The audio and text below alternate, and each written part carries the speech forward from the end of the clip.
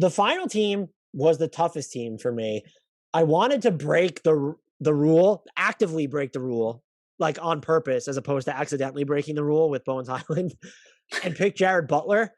I'm not gonna do that because I honestly don't know what type of an opportunity he'll get there. I will say getting him at number 40, I think has the potential long term to be the steal of the draft if they're able to if he's able to stay healthy and if they actually fit him into the rotation.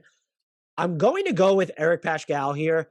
I think that getting him and getting Rudy Gay shows that for the minutes Rudy Gobert is on the bench, you may see a lot of Hassan Whiteside in certain matchups, but Utah does feel a little bit more willing to go small.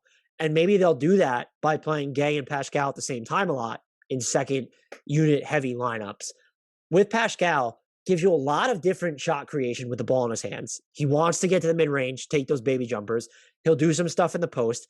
I don't know if you want him playing and defending the 5. I would argue you probably don't, but he is kind of girthy enough to defend 4s and 5s. And if he's someone that you look at and you just look at the shot quality that the Jazz generate for their players, and I would say not named Donovan Mitchell since he's tasked with so much square one shot making, it would not surprise me if we see Paschall's 3-point volume and percentage go up. I don't expect him to play a major role. He averaged 17.4 minutes and 40 appearances with the Warriors last year. I would take the under on those minutes. I don't really know what to do with the appearances part of that. They just have so few candidates because they might be the most established team in all of basketball, which is a testament to how actually good they are. I think if you force me to pick which team is going to have the best regular season record right now, I'm going with the Jazz again. They're just built that way. And I totally think that you should. This was a really hard one because I don't really see that much of a path to playing time for Paschall. That's the only concern I have there, even though he is a player that I have thought can thrive in an off-the-bench role as that energy offensive spark for a while. Royce O'Neil is another guy I looked at, but I don't know how much we're going to see him make a jump. So I had to go with a deep cut here and went with Udoka Azubuike because is he going to play over Hassan Whiteside? I'm getting there. So he only played 57 minutes as a rookie, which surprised me because that pick to me in the 2020 draft really screamed, we want a Rudy Gay simulacrum off the bench. Because he's not as good as Rudy Gobert on the defensive end. Let's make that perfectly clear. The way that he plays is a little bit similar, where he has so much length around the rim. He's a great rim protecting option. He's comfortable funneling guys toward him. He's competent enough defending on the perimeter because he can recover well. It seemed really similar to the way that Gobert plays defense, but Derek Favors was there. So Derek Favors is no longer there. Hassan Whiteside is. How quickly, and I do think that signing can work if Hassan Whiteside embraces that kind of role, learns from Gobert, who is by far the best defensive big he's played with to this point in his career. But there is a realistic scenario in which Whiteside isn't playable because much like in other locations, he doesn't have the discipline. He may not stay healthy, whatever the case may be. There is a path to him not being in the rotation, and Azubuike can fill that role. So I don't think it's likely, but on a team where I just didn't feel like there was an option, I felt comfortable going that route. It would be wild if they just decided to put the ball in Royce O'Neil's hands more on offense before. And they tried that before Mike Conley and Jordan Clarkson were really there to, let's say, varying effect. And it really just wasn't that great. I just think he's already too good to be a breakout candidate. We know what he is on defense, and he just really fills the crevices nicely on offense.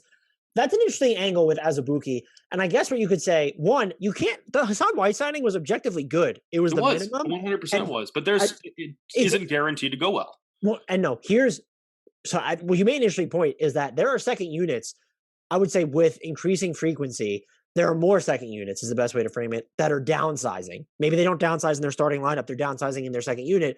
Hassan Whiteside can't play during those minutes. If you think Azubuike is more likely to do that, I would argue, I was making that same argument basically with Paschall and Gay, where I think that maybe that's your front court because they're going to go up against a lot of pocket-sized lineups in the second unit. But that's an interesting way to frame it. And I almost would argue, had Hassan Whiteside cost any more than the minimum, which for the Jazz, he really couldn't have unless they were going to use their non-taxpayers mid-level on him. Their taxpayers mid-level on him, which they didn't. I might prefer to take some swings behind Gobert because he plays so many minutes and is so guaranteed anyway. Rather than going with more of the known with Whiteside, there's value in that. Why not take a chance on Azubuike? Or what I was saying with just see what happens with the Gay Paschall minutes, which is in part why I went with Eric Paschall there.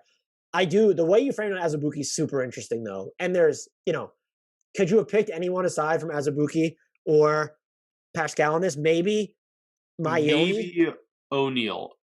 Because of how you mentioned, only if they're trying to experiment. Like Quinn Snyder hasn't really messed around with schemes like we've seen an Eric Spoelstra do during the regular season. If he decided to, because he knows how good this team is and how it can just out talent its way to a playoff berth, regardless of what it's doing schematically, there is a scenario I can see in which O'Neil is afforded more ball handling opportunities and gets to see if he can expand his role. But you'll notice I didn't pick him because I don't think it's going to happen. Yeah, I think O'Neil would be the third best guy, and I wouldn't even pick him just because I think I'd rather see them just go all in on Jared Butler as a rookie than with him. This was a great podcast. We had a lot of fun with it. We love doing these types of exercises where we do something and go through every NBA team. If you have not already, please remember to rate, review, and subscribe to Hardwood Knocks on iTunes. Even if you don't use it, even if you don't use iTunes, go to iTunes, search Hardwood Knocks, throw us a 5-star rating, write a review. Those help us out a ton. Please subscribe to our podcast wherever you get your podcast, though. Download every episode. That helps us out a ton. And we are on YouTube, as Adam shamelessly but effectively plugged during the middle of this podcast. YouTube.com, search Hardwood Knocks. We will come up. Help us get to 1,000 subscribers very quickly. Just help us. Come on. Hit that subscribe button. Like videos. We're on Twitter at Hardwood Knocks. We are on Instagram at Hardwood_Knocks. We're on TikTok at Hardwood Knocks.